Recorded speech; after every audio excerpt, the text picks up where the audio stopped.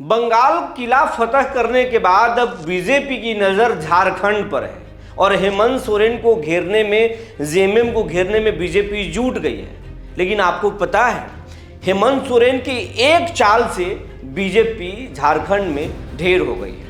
जो बीजेपी के 4 उम्मीदवार राज्यसभा चुनाव लड़ने की बात कर रहे थे, उस बीजेपी को झारखंड में एक उम्मीदवार नहीं मिल पाया और बीजेपी नाथवानी, एक निर्दलीय उम्मीदवार को अपना समर्थन दिया है।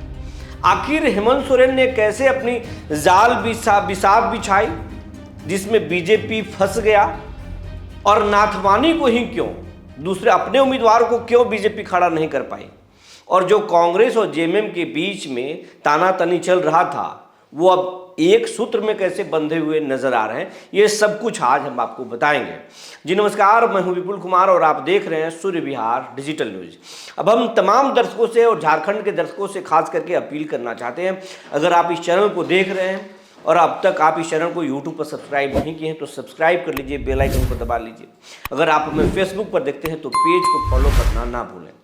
हम इंस्टाग्राम पर भी सूर्य विहार 1 के नाम पर हैं, आप हमें वहाँ भी देख सकते हैं और फॉलो कर सकते हैं। अब आपको खबर विस्तार से बताने जा रहे हैं कि असम चुनाव के बाद से कांग्रेस और जेएमएम के बीच में तानातनी था।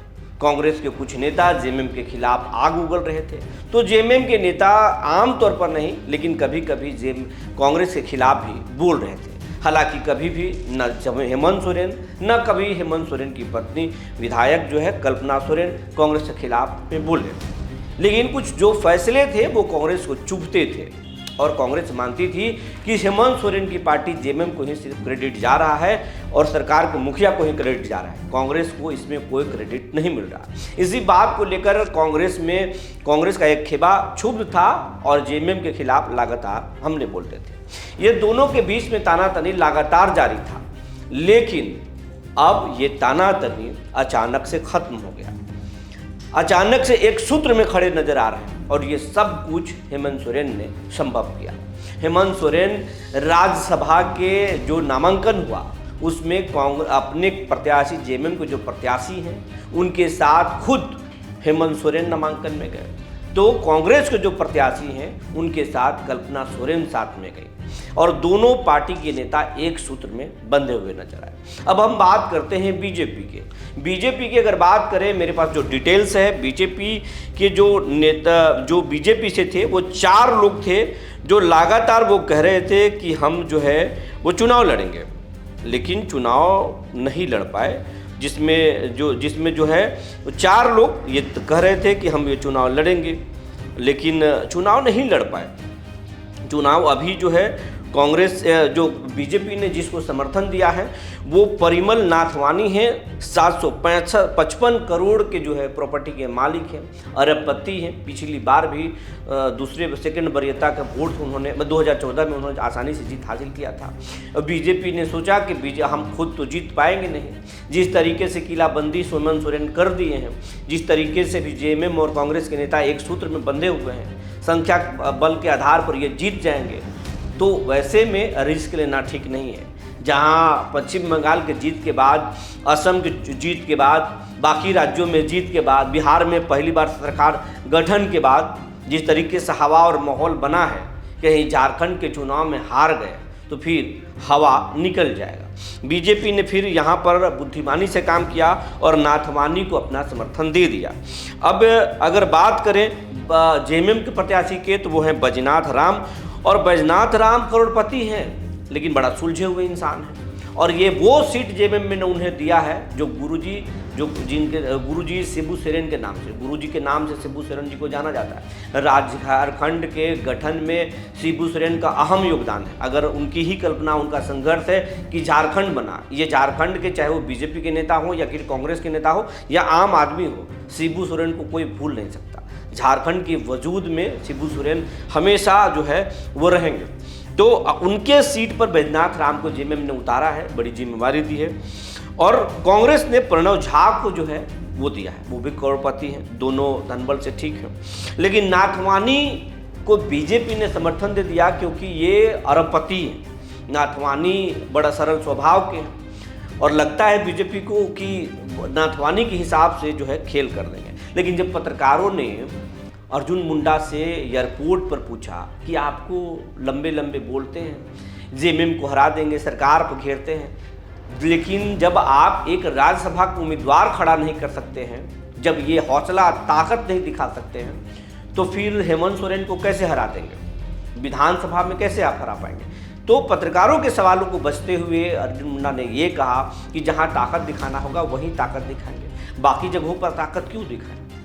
तो ये इस तरह से बोलते हुए नजर आए। लेकिन जेएमएम जो है इस मामले में कुछ बोलने के बजाय, प्रतिक्रिया देने के बजाय, न हेमंत सोरेन, न कल्पना सोरेन, न जेएमएम को कोई नेता, बस एक सूत्र में बांधा जा रहा है। कांग्रेस के जो नेता हैं वो जो है आपस में एक मीटिंग कर रहे हैं और हाउस में ही एक मीटिंग बुला लिया गया। कांग्रेस के नेताओं को कहा गया कि आप शांति से और एक सूत्र में बंधिए, कहीं खरीद फरोख्त का ना खेल हो जाए, क्योंकि ये कहीं कोई चोट नहीं है। जेएमएम में कोई सेंध नहीं लग सकता, जब भी सेंध अगर लगेगा कांग्रेस में लगेगा। कई जगहों पर, कई स्टेट में ये शामिल हो चुका है। हाल ही में जो है बिहार में भी क्रॉस वोटिंग हुई, तो कांग्रेस के नेताओं ने अपने विधायकों को एक सूत्र में बांधा है।